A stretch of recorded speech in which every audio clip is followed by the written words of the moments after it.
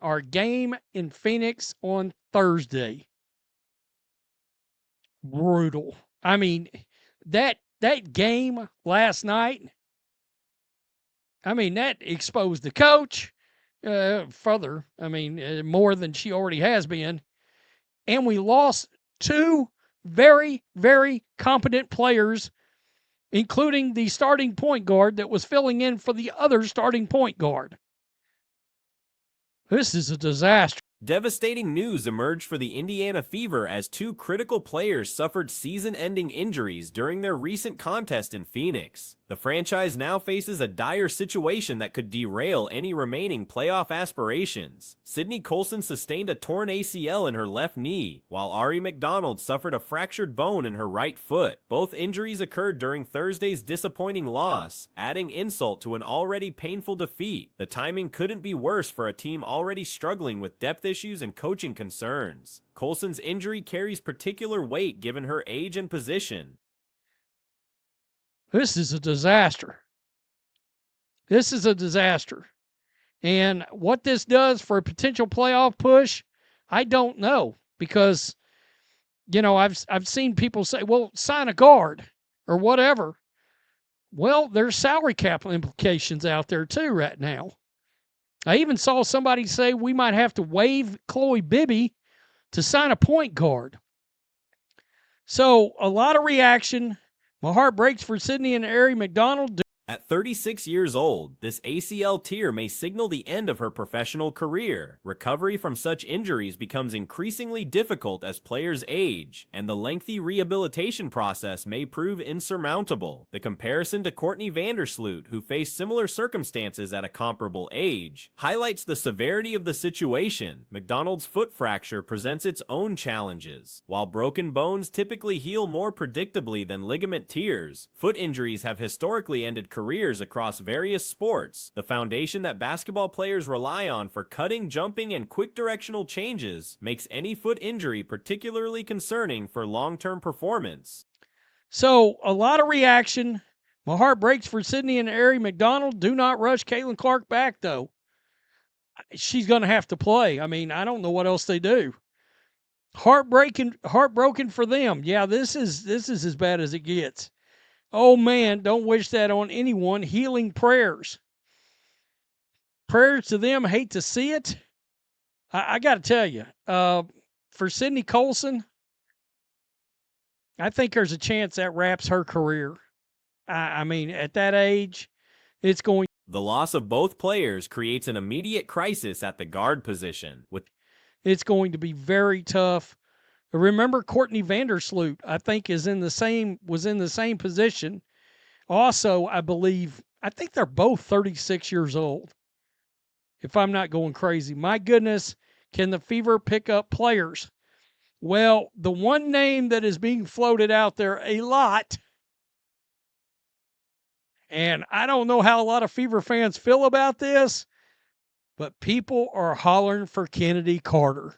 Kennedy Carter's name has surfaced frequently in discussions about available guards. Her scoring ability and defensive capabilities make her an attractive option, but concerns exist about locker room dynamics and shot distribution. With multiple high-usage players already on the roster, integrating another volume shooter could create chemistry issues. Carter's playing style mirrors that of current roster members, particularly in terms of shot selection and offensive approach. The challenge becomes finding enough possessions to satisfy multiple players accustomed to significant offensive roles. The balance between individual statistics and team success becomes even more delicate with limited roster spots available. People are hollering for Kennedy Carter. People are hollering for Kennedy Carter. She can play point guard. Lord knows she's a dynamic scorer. The problem is the locker room issue, and there's only one basketball to shoot. And between Kelsey Mitchell and Caitlin Clark and Aaliyah Boston and Natasha Howard and Kennedy Carter, I mean, Kennedy Carter wants to throw up 20. The timing of these injuries compounds the problem significantly. The trade deadline recently passed, eliminating any possibility of acquiring 20 shots. So I don't know how that works. Kelsey Mitchell and Kennedy Carter play a very similar kind of game. Sad news. I hope they both fully recover and return to duty, even if it's next season. I would think Ari McDonald will make a full recovery, but I got to tell you, feet injuries, they're awfully dangerous, and I've seen careers end. The accelerated return timeline for Caitlin Clark now becomes inevitable rather than optional. Originally planned for mid-August, her comeback may need to happen immediately to provide any semblance of competent guard play. The pressure on a recovering player to carry such a significant load raises concerns about both performance and health. Coaching staff members face increased scrutiny as their strategic options dwindle. The excuse of injured players may provide temporary cover for poor results, but expectations for creative solutions remain high. The ability to maximize remaining talent while integrating potential new signings will test coaching capabilities. End over them. Now, that's always been in football that I've seen the careers not be able to get back on track. We're obviously talking about a much less physical kind of game. So I don't know. You can take that for what it's worth, but yeah, it's ended careers in the NFL. Can the Fever pick up new players without waiving them? I don't think so. What a shame. Absolute disaster. The coach might have to. Playoff aspirations, already tenuous, now appear nearly impossible. The loss of two experienced guards during a critical stretch of games eliminates much of the depth needed for postseason competition. Even if the team manages to qualify, advancing beyond the first round seems unrealistic given current circumstances. The psychological impact on remaining players cannot be understated. Watching teammates suffer serious injuries. What a shame. Absolute disaster. The coach might have to shoot up. Oh, good Lord. Just throw me out of a 10-story window if that happens. Damn. Nah. No way, bro. You see it. Ain't no more options to hide behind. It's time. You're seeing that right there. Yep. Can I click on this? I guess not. So, yeah. It's crazy. Feel bad for him. Feel sorry for him. This is nuts.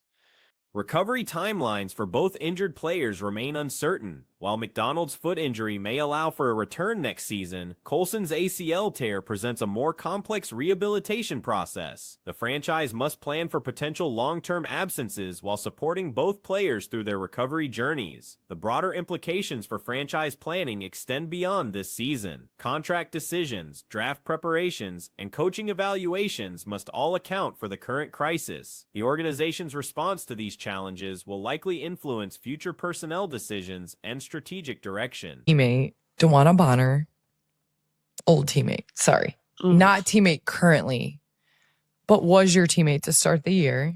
Yes. She made a return to Indiana last week with the Mercury and was booed by Indiana fans. Kalia Copper is I love Aaliyah Bosters. I was booed. Everyone knew what was going to happen there. caught saying it's distasteful, and since then it feels like everyone has something to say. So here's my Available free agents provide limited solutions to immediate needs. The quality of players remaining unsigned at this point in the season reflects their perceived value around the league. Emergency signings rarely produce significant contributions, making the team's situation even more precarious. Fan reactions range from sympathy for the injured players to frustration with organizational decisions. The combination of poor performance, coaching questions, and now significant injuries creates a perfect storm of disappointment. one has something to say. So here's my take. I mean, listen, what did you expect? I think this puts women's basketball on the map. I'm not Like, that is literally the one.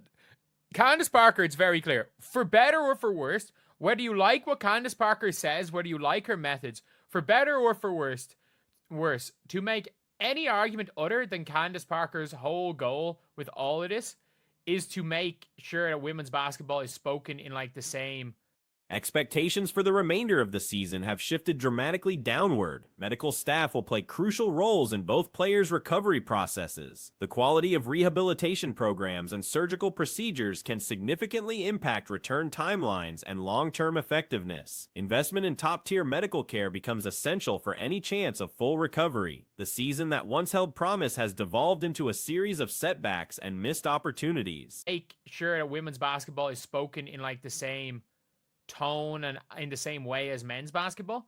Like, we all kind of know that, and that is what our goal is. And her whole thing is basically like, well, yeah, her logic is, if this would happen in the NBA, it's a good thing. Even the negative things for when it comes to the NBA, like, that does seem to be Candace Parker's logic, is if this would happen in the NBA, it is a good thing. It is a good thing. And I don't hate that logic either. But like, this is something that 1 million % would happen in the NBA. So she's like, essentially, yeah, it's good. These latest injuries represent the most significant blow yet, potentially ending any realistic hopes for meaningful success. The focus now shifts from winning to development and preparation for future seasons. League-wide implications include how other teams might approach similar injury crises and the precedent set for emergency signings. The WNBA's salary cap and roster flexibility will face scrutiny as franchises observe Indiana's response to this situation. Both injured players deserve recognition for their contributions throughout their careers and specifically during this difficult season. I'm not gonna lie, because when everybody waited for KD to go back to OKC. Okay, they booed him. Mm-hmm. Big shocker. Everybody waited for Braun to go back to Cleveland. Mm-hmm. Booed him. Everybody waited for Kyrie to go back to Boston. whatever Boston. team he went back to, because like he went back to several. Yeah. Luka, same thing. Like, we can go down the line. No. Their professionalism and dedication to the team earned respect from teammates and fans alike. The hope remains that both can recover fully and continue their basketball careers, whether next season or beyond. This crisis tests every aspect of the organization's competency, from front office decision-making to coaching adaptability to player development systems. How the franchise navigates these... Nobody booed Luka. Nobody booed Luka in Dallas. They booed Nico Harrison. It's a privilege. It's a privilege, and that was expected. To me, I love being booed. I thought that was a sign of respect. If you're not booing somebody that can't get buckets. I mean, Dewana Bonner versus the Fever definitely could not get buckets, or Dewana Bonner for the Fever could not get buckets. Mm-hmm.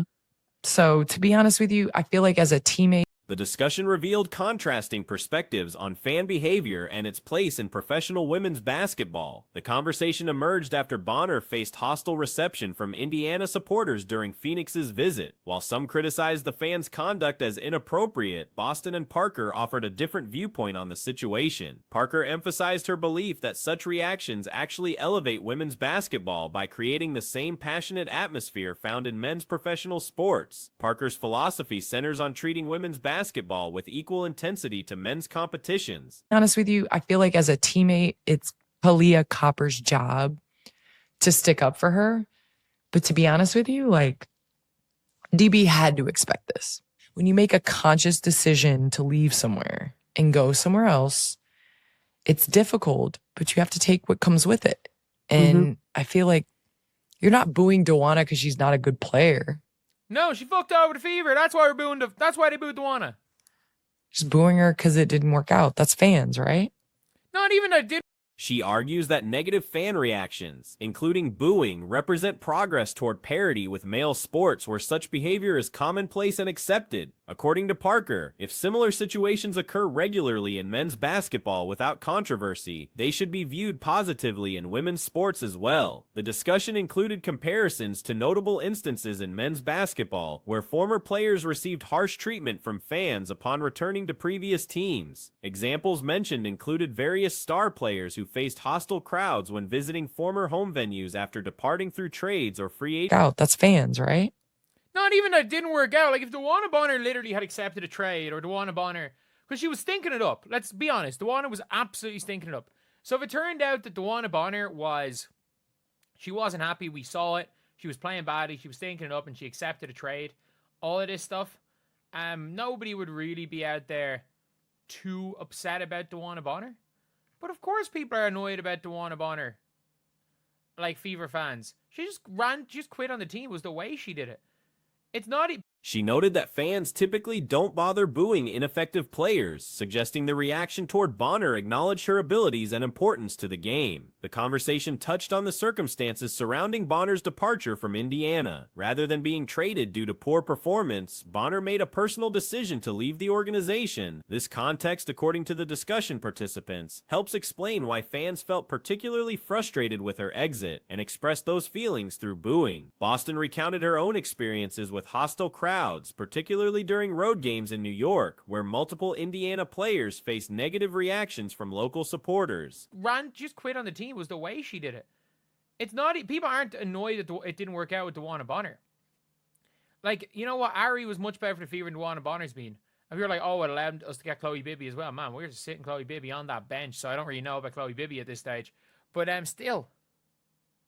Mm-hmm. And that's exactly what I was saying. Like, in the media, they asked me post game and they were like, how do you feel about them booing? And I was like, what am I supposed to stop the game and be like, please, no. When we went to New York, She described how the team actually embraced these situations, viewing them as part of competitive basketball rather than personal attacks requiring intervention. When asked about the booing incident during post-game interviews, Boston questioned what alternative response would be appropriate, noting the impractical nature of stopping gameplay to request different crowd behavior. She emphasized that such reactions are natural parts of professional sports competition. The Indiana center also addressed social media criticism she received following her comments about the situation,